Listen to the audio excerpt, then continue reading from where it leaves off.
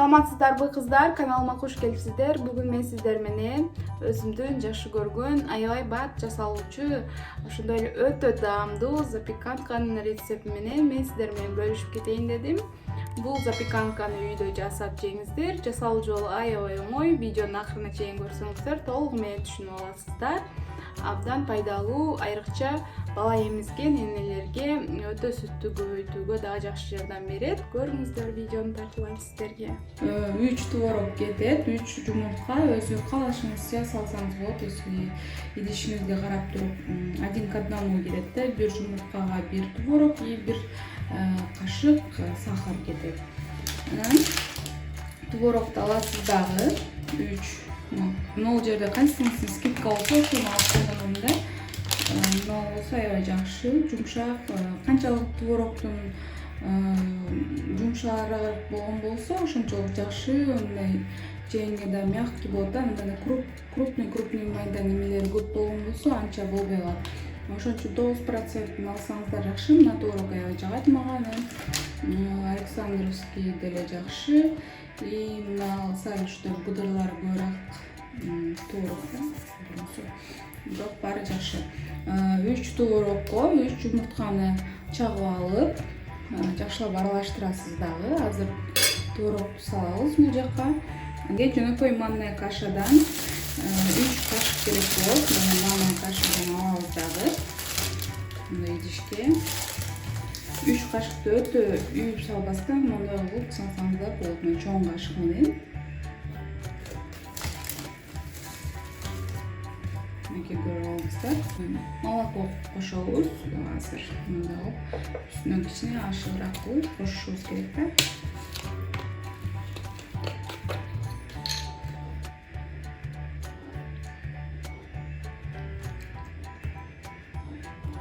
Где-то ушунча кошсоңуздар жегет үстүнөн кичине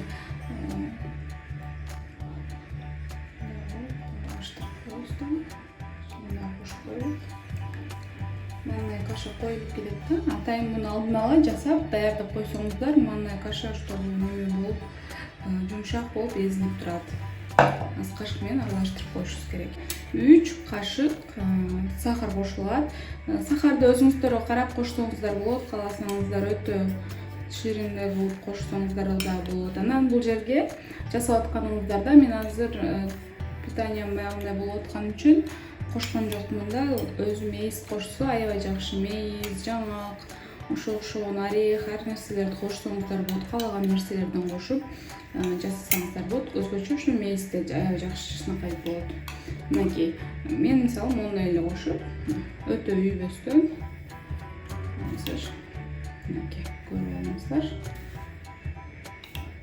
3 кашык коштум.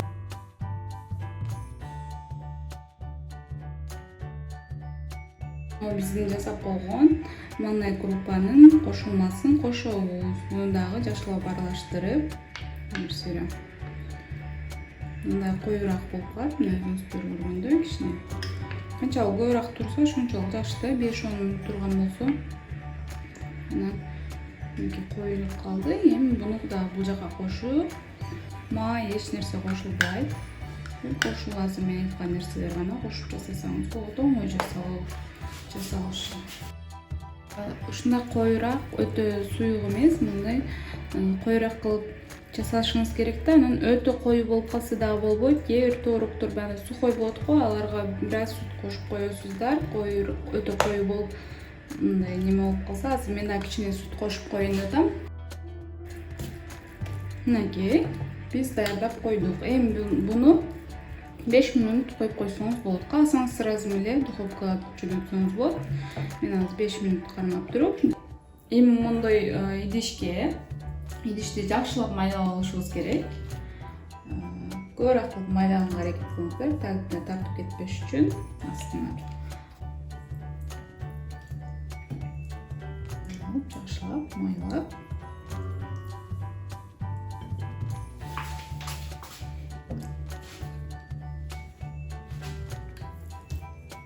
Бул жакка салабыз. Идишиңиздердин өлчөмүнө карап жасасаңыздар болот. бышырганда өтө баягындай идишиңизди үйүп толтуруп салып койбоңуз да, себеби бышып жатканда бул аябай көөрүп өтө өйдө көтөрүлөт да. Анан ошондо ашып төгүлүп кетпесин да. Бул кичине болсо дагы 1,50дей немеден ашпаш керек.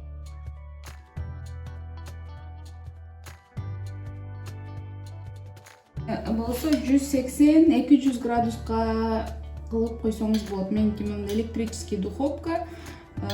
200 градус кыламын дагы. Азыр жандырып койгон жокмун, жөн эле турат, азыр мустак бойдон эле. Ошон үчүн 35 минутага коебуз. Бирок карап туруңуздар, өтө кызарып кетпесин. Кызарып, чекелери кызарып башкыртаганда эле духовканы өчүрүп койсоңуздар, кийин немеси менен бышып калат. 35 градуска коюп койдум. Ылдый жагын, өйдүү жагын экөөнү бирдей кылып коебуз дагы, салып коебуз. Болду, бышып калат.